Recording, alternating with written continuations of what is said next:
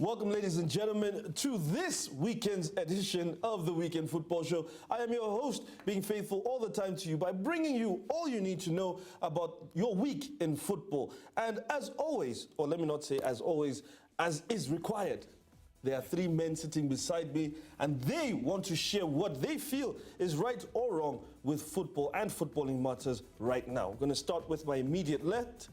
The person of Mr. Shobowale is in studio with me today. Mr. Shobowale, now, the Euros. Let's quickly talk about that. Quickly, 5 seconds. What is your take? I've been very impressed with Croatia. I've been very impressed with Spain. Their first match, they didn't really do well, but I think they kicked into second gear. Oh, second gear. Okay. Okay. Yesterday. And Italy, they've been pragmatic. This is what we expect from them, but they're just flying at the moment. And I've been very disappointed with Sweden. No shot on goal in 2 matches. Unbelievable. With all the noise about Ibrahimovic and no shot on goal in 2 matches. That's yeah, one man can't lift the team. Ask Argentina, they know all about that. So for you, Mr. Aliu, Mr. John Aliu joins us. He's somebody that is very good when it comes to speaking football. So for you, from this week, what can you tell us? Probably 3 countries. I'll pick Italy, surprising.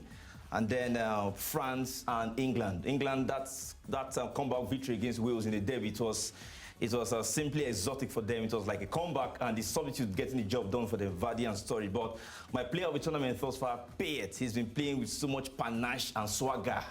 I love that player, Dimitri Payet. English shall not leave you ever in your life. Okay. Panache. Yes, that's the one. Okay. Ladies and gentlemen, you can write it down, panache. Check the dictionary after the show. All right, then let's go to the final person here with us. We have a person of Mr. Emmanuel Akura Adaa. Mr. Akura Adaa. Now, so far so good. Some players are underperforming, like Mr. Shobowale said. Some players are doing well beyond what we expect of them, as Mr. Liu said. But for you now, who is taking the cake as comes to team? I will have to say Payet, but I don't mention Payet because that's a player. I mean team. I would say team. As a player, Payet. As a team, I'll go with Italy because no one gave them a chance actually coming into this tournament. A lot of us, myself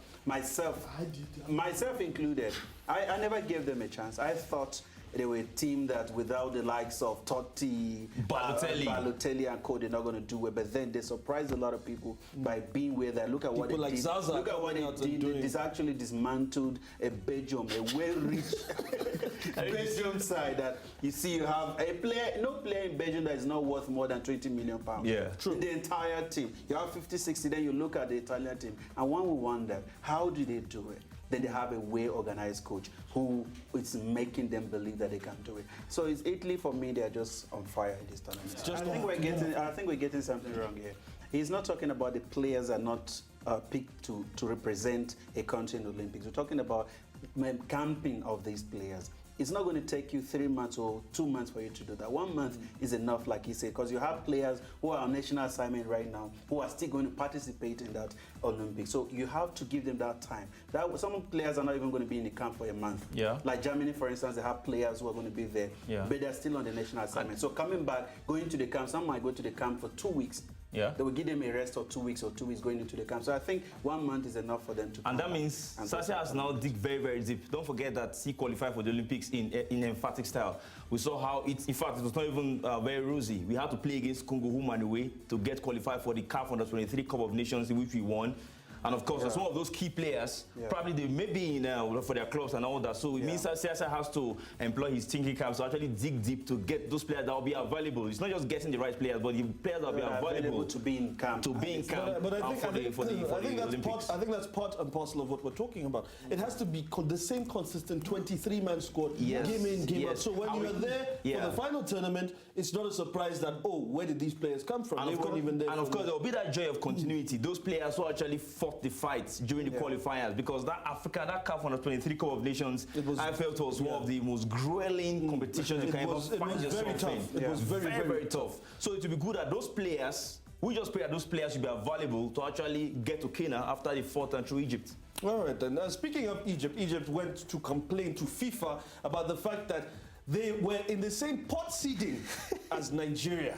How could that be? We really need to push forward, and I'm sure all the guys here would agree with me. The Irish boys, Northern Ireland, and they are actually impressing. Let me start with you, Mr. They've been very good. As I said something to you before, I don't know if you still remember, I said to you that most of the teams that we need to watch out for, that these teams that we don't know. And we don't expect anything from them because there's no pressure on them. You don't go to Northern Ireland or Ireland Republic and you will see a player that has a 20 million pounds a price tag on his name to play. No, they don't have that pressure. They're going in to enjoy themselves. They know where they belong. They know getting out of the first round is our position. But then let's give it a try. And they're doing it very, very, very well. So I've been very impressed with the likes of John Evans. Yeah, I've been with his brother. They're doing it very well. I've been impressed with the guy from Southampton, Shane Long, doing it for Ireland Republic. I mean, they've been very, very, very good together as a team. I mean,